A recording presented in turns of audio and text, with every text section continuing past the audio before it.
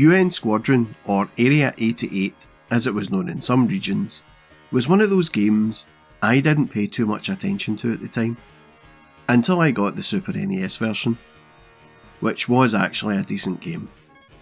But over the years, I started to appreciate UN Squadron on the arcade more and more, and so I was wondering if Carrier Airwing would be another game I missed out on from back in the day.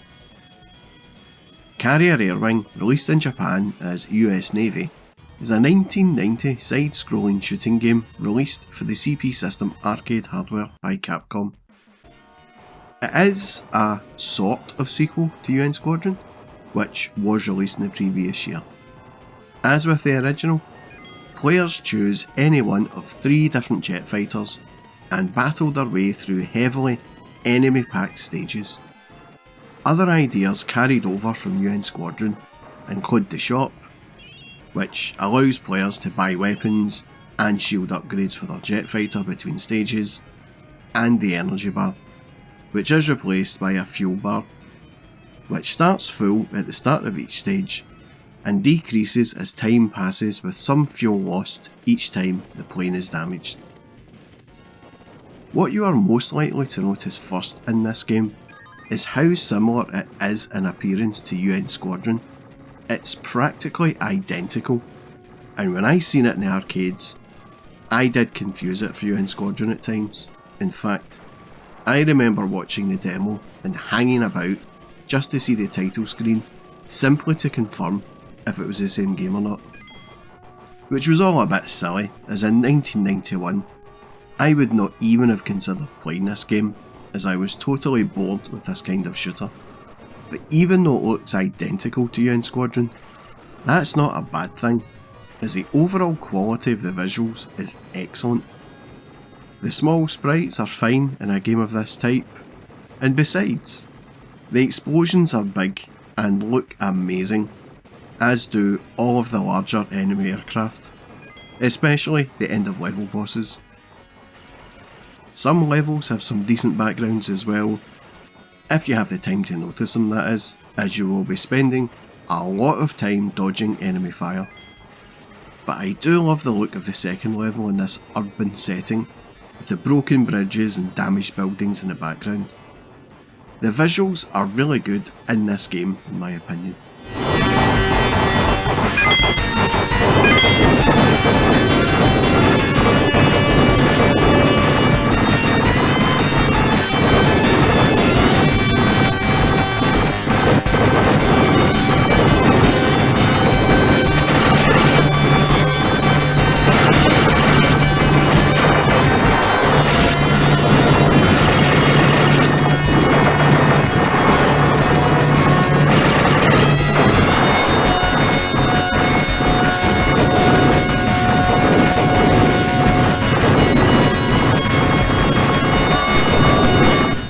The sound too is equally brilliant. The music is that 90s Capcom digital guitar style from the likes of Final Fight, and it accompanies the action of the game perfectly. The tune when the end of level boss appears sounds like that tune you would hear in the cinema. You know that one that plays just before all the adverts and trailers appear? You know what one I mean.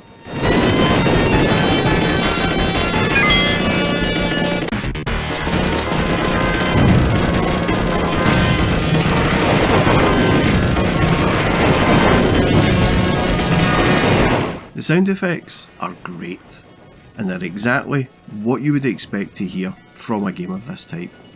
Loud and brash. The explosions are muted slightly in some parts, but really loud in others. But it's the effects from the gunfire and the rockets that really float my boat.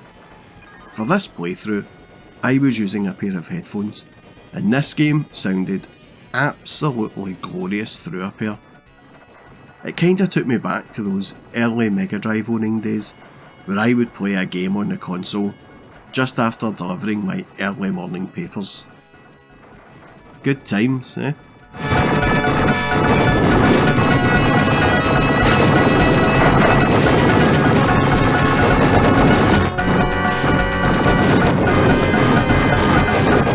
So the game looks and sounds just like UN Squadron, so it should come as no surprise that it plays just like UN Squadron as well.